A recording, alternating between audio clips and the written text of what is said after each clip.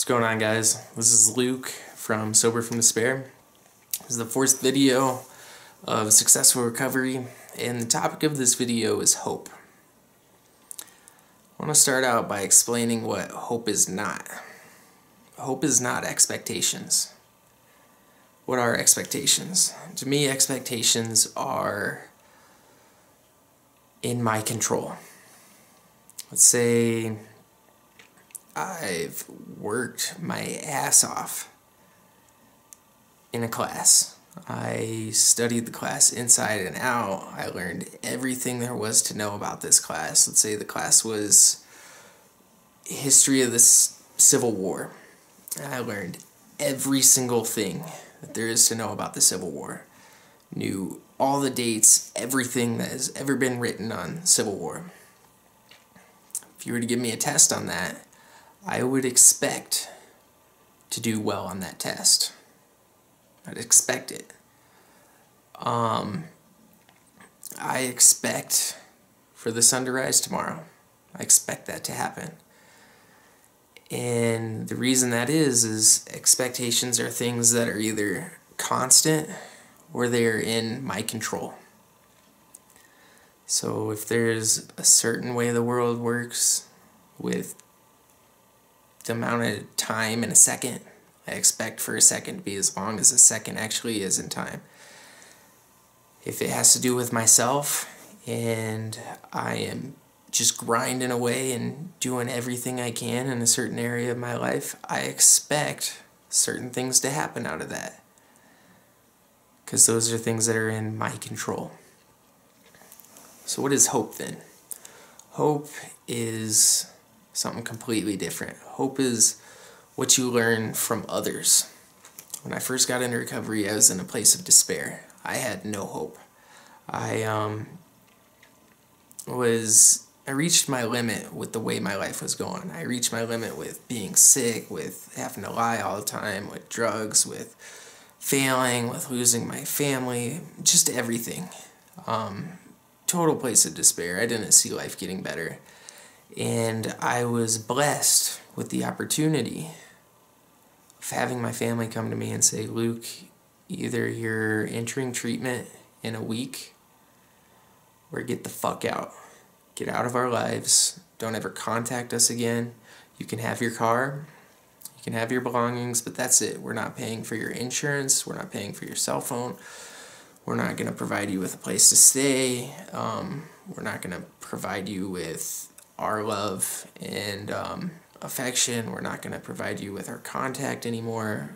Nothing. You are dead to us. Unless if you go get treatment. If you get treatment, you promise to work on yourself, and you stay in recovery, we will let you have all these things, and we can keep our relationship. And so at that place, I was fucking pissed. I was pissed. I hated my family at the time for wanting to do that to me, for doing that to me. I hated all this stuff. I had no hope for anything. But there was 1% of me that decided, let's go to treatment. Just 1%. Cast my family the day they told me that, I cried. I told my mom that she was a fucking bitch. I told her she was fucked up. I couldn't understand what she was doing. How could she do this to me? I said the most hurtful things to my family imaginable. It's because I was in a place of despair and I was just hurting. So what happens once I got into recovery? Once I got into recovery, I started seeing how it was working for other people. How other people weren't in despair. How other people were happy. How other people were successful in life and were enlightened. And that gave me hope that maybe that could be for me. I mean, I remember going to AA meetings. And this still happens. I'm sure this happens to everybody. But for me, I go into AA meetings sometimes and there's people that'll be sharing that I'm looking at and I'm like, this person is retarded. I don't mean that in a mean way, although it is, and I'm sorry if I offend some people, but to me, I'm like, this person they're brain dead. They can't even formulate words well, and they're just a stupid person, but they have all these great things in their life. How does that happen? You know what I mean? Like, sometimes I'll get to a place where I start seeing myself better as people or something, you know, and I'm like, I'm way better in all these other areas of my life than they are. How the fuck are they getting all these things brought to them, and how are they happy, you know, and how are they not wanting to use? So then started getting me to a place of hope. Like, you know what, if this fucking crazy lunatic retarded person could be here and experience all these amazing things, maybe that could happen for me. That started giving me hope. The problem with hope when I first got into recovery is I let my hopes become my expectations. And problem with that is we live in a society where we want everything now. Now. Especially me being a drug addict. It's in my nature. It's the way I operate. I mean, there was times that I would take pills of methadone and put them under my tongue, and the taste is unbearable. It's disgusting. And it would numb my tongue for a few days. Like, it would, I don't know what it did to my my nerves or whatever, my nerve endings, but my tongue would be numb. I would do that just so that I could get high quicker and more effectively.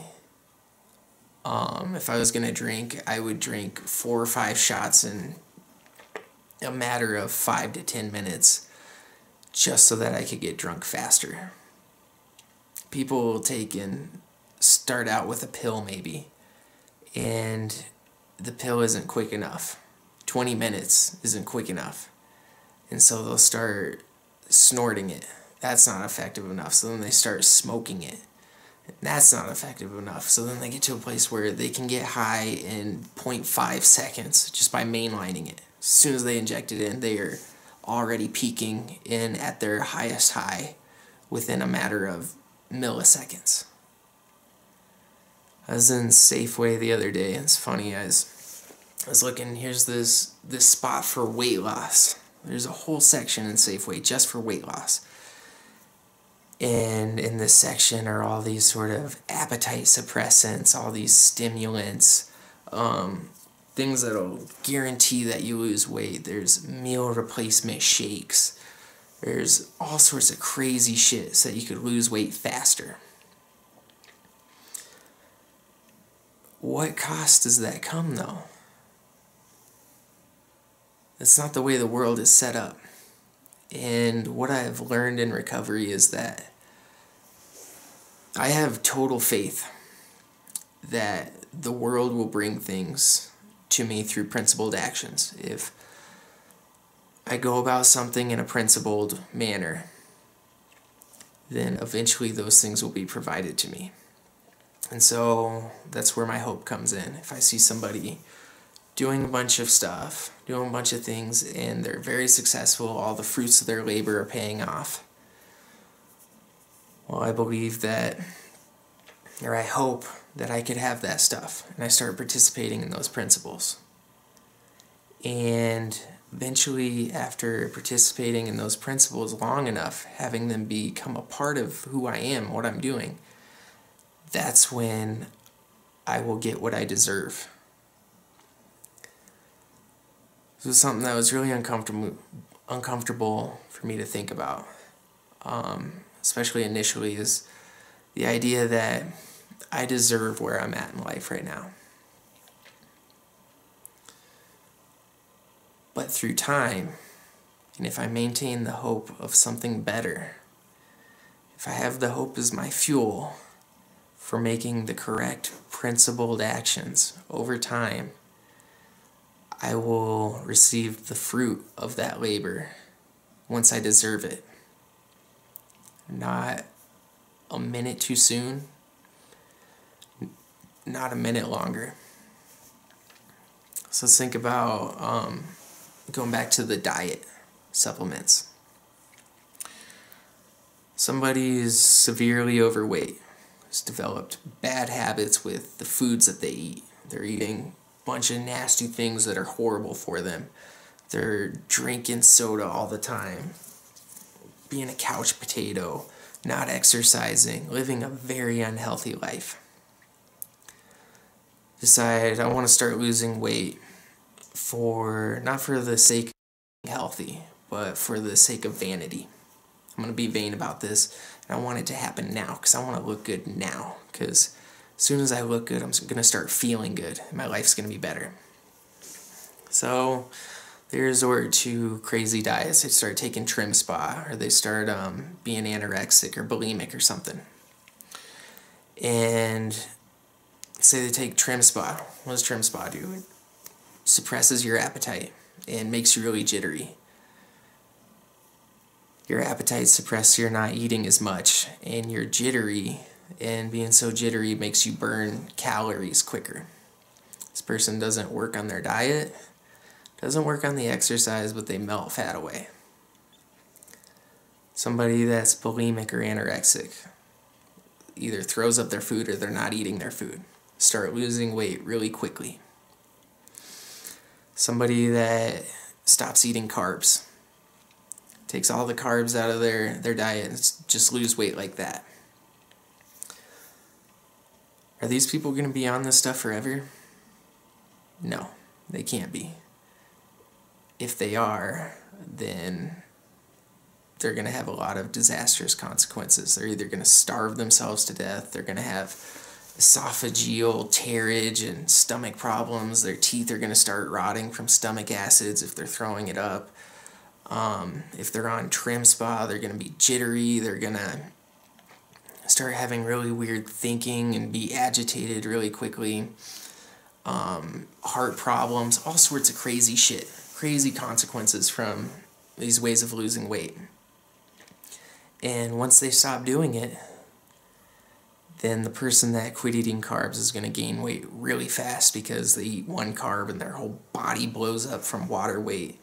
Or people that are bulimic and anorexic or on the Trim Spa or whatever go back to their same old diet that they've been eating all this time. They're just doing other quick, vain ways of losing weight to counteract their shitty lifestyle.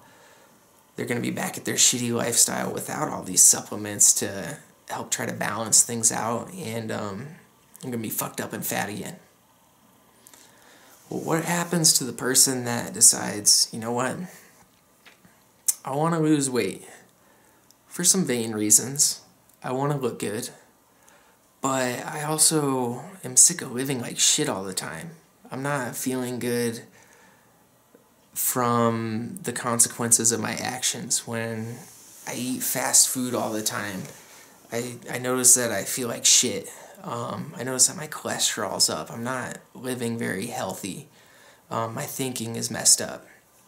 What happens when they start changing their diet and changing their lifestyle? They're going to lose weight very slow. Could be a week to 2 weeks. They lose a pound. You know, initially they'll probably lose 4 pounds in a week or something crazy, but then eventually once that starts leveling off, after a month they're going to be losing a pound every week to 2 weeks. Say you're 50 pounds overweight. That could take 1 to 2 years to lose that 50 pounds. But what happens once they have lost all that weight? They're going to look good because they're going to be at a good weight. They're going to have healthy stuff coming into their bodies. Their skin, complexion, hair is going to look better. Their overall well-being is going to be better because the healthy foods and stuff that they're eating is going to help with their brain function, their body chemistry, the way their stomach is, which in your stomach is where 90% of your serotonin or the feel-good chemical is. If they're exercising, they're going to have endorphins going on throughout all their day because all the exercise releases all these endorphins, so their depression's going to be non-existent. They're going to be happy. And then they also developed a lifestyle to where that weight stays off. And they don't have to worry about it again because it's who they become. They deserve all those things out of life. And they work their ass off to get there. That's kind of how recovery is. I was in an Al-Anon meeting recently, yesterday actually, at a new job that I have. I'm not really allowed to say where I work or what exactly I'm doing because of contracts and stuff, anonymity for clients and stuff, but let's just say that I work at a rehab type place geared towards recovery, and we went to an Al-Anon meeting. And the topic of the Al-Anon meeting yesterday was hope. The chairman brought it up, and they said if you can't think of hope, a topic for hope, or share about hope, then I want you to talk about living a day at a time. So I started going around the room in a big circle, and she shared, then the person next to her shared, and next, and you could either share or pass. And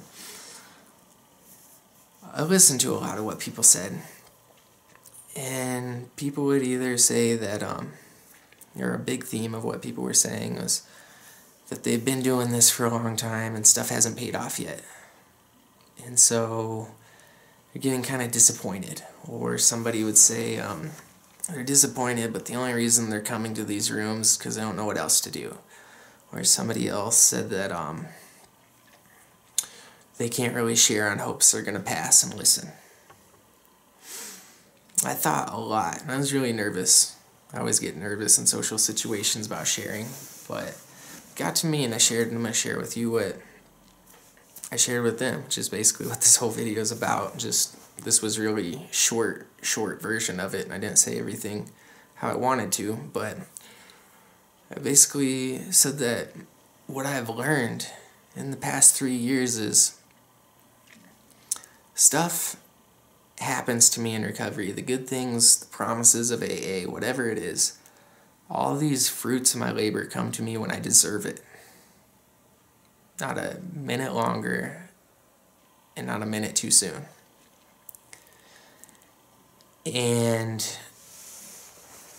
how I live day to day is through hope. A day to me without hope, a day in despair, is a day in eternity. A day that I'm depressed, that I have no hope, that I'm just feeling like nothing's going to get better, feels like hell. It's a day in hell, and it goes on and on and on. And those are the days that I'm closest to either using. Those are the days that I consider myself in relapse. Those are the days that I'm not improving. And so when I'm in a place of hope, on the counter side of that, when I'm in a place of hope, the day flies by. I might not be in a place that I love life. I might not be in a perfect place, the best place, or even a good place. However, I'm doing things with the hope that through these actions, one day I'll be deserving. And once I'm deserving, good things will come my way. It's kind of funny because one thing somebody shared in the meeting was they find it hard to have hope because bad things always happen to good people. I want to share with you a little story about bad things happening to good people and see what you think from this. Do you know who the first person to die in September 11th was? Do you know his name, what he did, anything about his life? His name was Danny Lewin. He was 31 years old, had a family, extremely smart, intelligent, very capable person that was at the point that he deserved everything. This guy was literally going to be the next Mark Zuckerberg, the next Bill Gates. He was going to be the next multi times however much billionaire. He lived a crazy life. He was in the Israeli Special Forces for a while. After that, he was an MIT graduate in computers, and he founded a company. The name of that company was Akamai. What his company created was something that revolutionized yours and I's life. Literally was a quantum leap in technology in the modern world. See, at the time, the internet was around, but upload rates and download rates were extremely slow. Things that we can do today could take hours, if not days, to do back then. What Akamai did was they found a way to make the internet a lot more functional and faster. Make movies, download as quick as you see now from a good internet connection. Make things happen almost instantaneously. And Danny Lewin was on this plane. It was Flight 11 for September 11th, on the day of September 11th. He was going to a business meeting. He sat down in a row of chairs that were right in front of some of the hijackers boarded on that flight. Big guy in the Special Forces before, knew how to handle himself, and projected that. I mean, somebody that has ever been in the Special Forces or something, even though I'm a civilian, like, I can tell that person is not somebody I'd want to fuck with. That being the case with Danny, he was a big threat to anybody that's wanting to hijack a plane, fly it into some towers. So he was the first person to die. That was the first plane to get hijacked. And he didn't even die in the plane crash. Okay, he was cut to death. He bled to death. Probably had his throat cut. Probably was fighting off more than one of the hijackers at that time. And he died right on the brink of all of this success. If you were coming from a place of despair, you could look at that and say, bad things happen to good people. Danny was not a person that was deserving of that fate. However, if he was around and if you talked to him, I guarantee you, he would tell you that he wouldn't have done anything up until that point differently in his life. He wouldn't have done anything differently with how he formed this business, how he went to school, how he had passion for all this stuff, how he had a family, how he had his experiences in the Special Forces. He wouldn't have done any of it differently. And look at what he did. Look at how it affects us now. You watching this video is solely credited to him coming up with Akamai and coming up with that solution to the internet problem at the time. So why would somebody not want to progress or to do things well in their life, to do good, for the simple idea that bad things happen to good people? Bad things happen to bad people. People that go about stuff in unprincipled ways are going to reap what they sow. I believe that wholeheartedly. That happened to me. I used drugs to fix all my problems in life, and I had to get high instantaneously. Look where it got me. Yeah, the ride was fun for a long time, and yeah, I could do stuff that other people probably couldn't do or wouldn't do, as social, and as it was a solution to a lot of my problems. But look at how it paid off in the end. I want you to think about recovery. I want you to think about this scenario. And this, to me, is what recovery is. This is basically a metaphor for recovery. It relates a lot. Let's say I came to you, I put a gun to your head, and I said, you have 24 hours to make $1 million. How would you do it? A rich person, somebody worth a ton of money, most likely wouldn't be able to make $1 million in 24 hours. A poor person who's never made a lot of money most likely would not be able to make $1 million in 24 hours. If they did, they'd have to go about it in a really fucked up way. Either through gambling, through stealing, through selling everything that you own, selling parts of your body, who the fuck knows, borrowing from 1 million different people just to make $1 million. Let's say that I came up to you and I said, here's my gun. I put it to your head. I said, you have 10 years to make $1 million. How would that play out? A wealthy person who knew a lot about money, who knew about finances, how money works, how to make money work for them, how to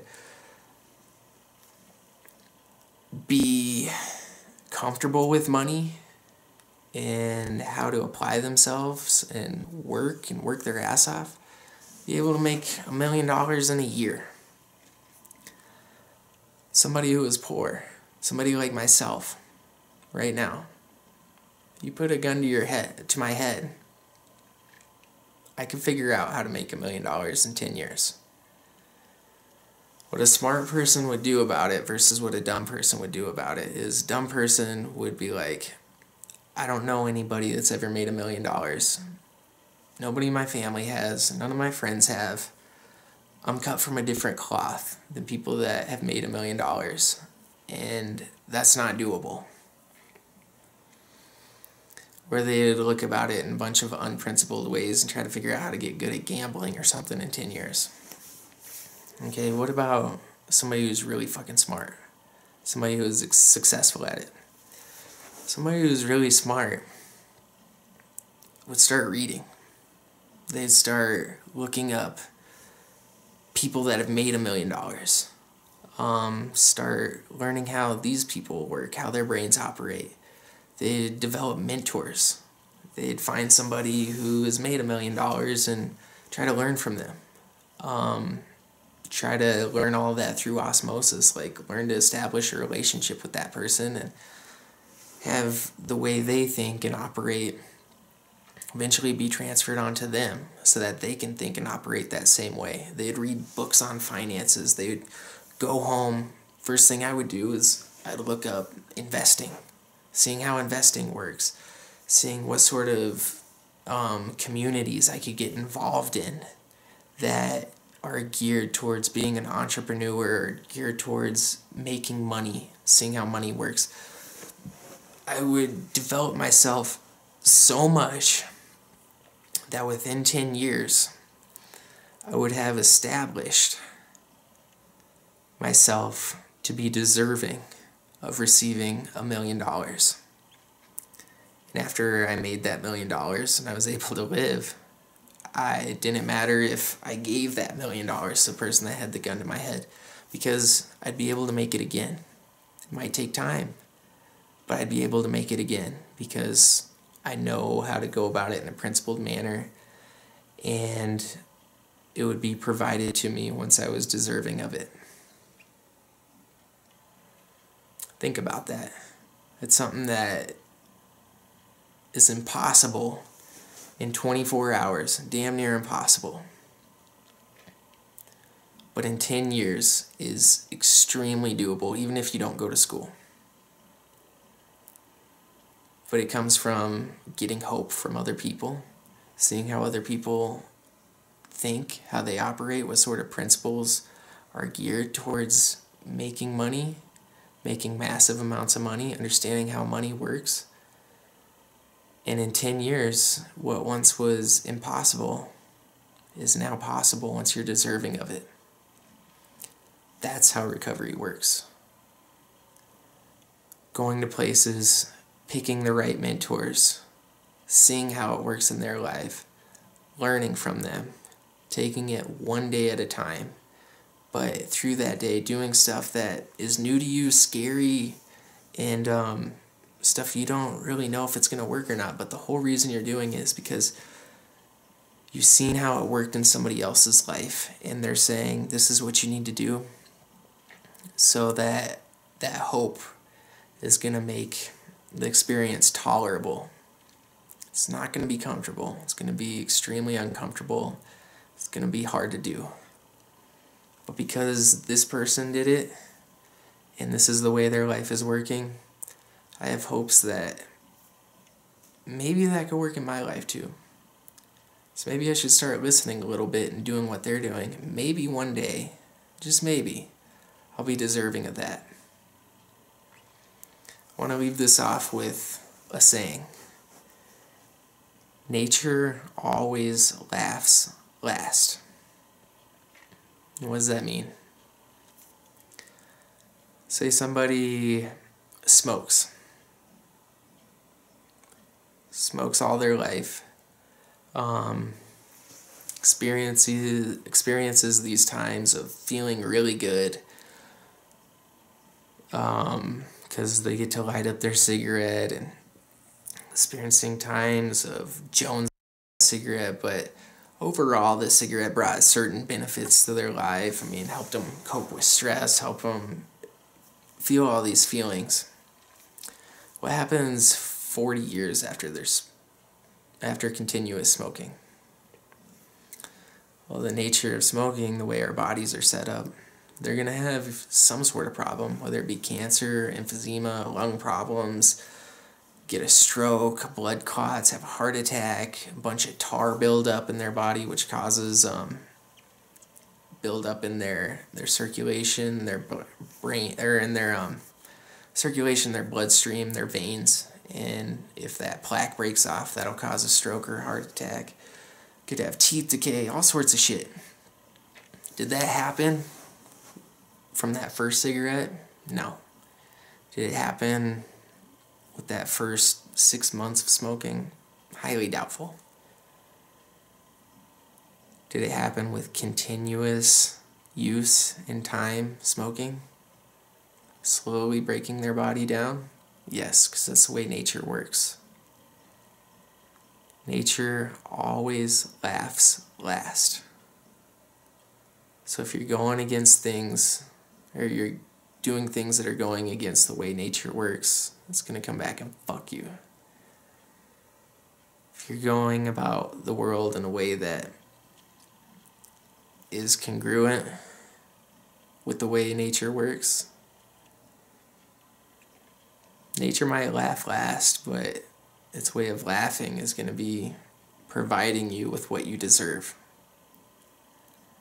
So if you're miserable right now, if you're like me and your finances are really shitty, or if you're in recovery and you haven't experienced the promises of AA, or haven't experienced all these things that you see playing out in other people's lives, if people are treating you shittily, if your relationships are bad, if you're unhappy, you're getting exactly what you deserve right now.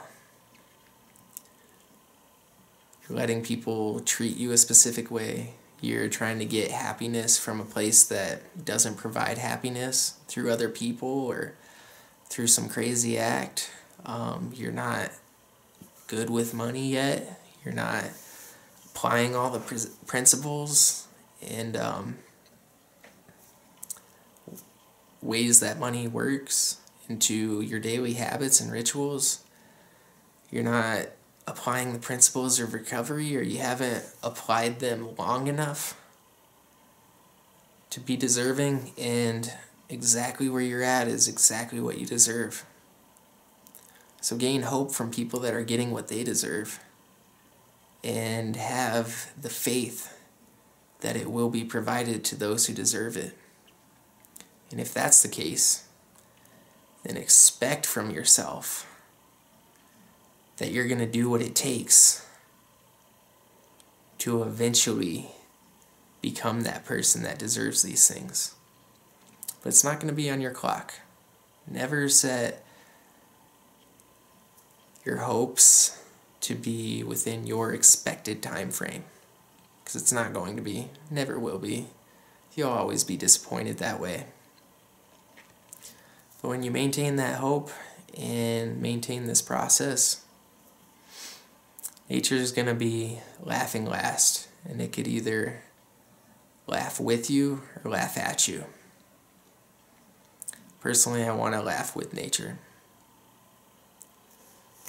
I want to thank you for watching this video. It's kind of long, but I hope you got some stuff out of it. It's pretty powerful. All these ideas are to me. These ideas really work in my life. It's the way I see the world, and it's really starting to open things up and make this a lot more clear of a process for me. Thank you for coming on Sober from Despair. We will see you in the next video. Take care.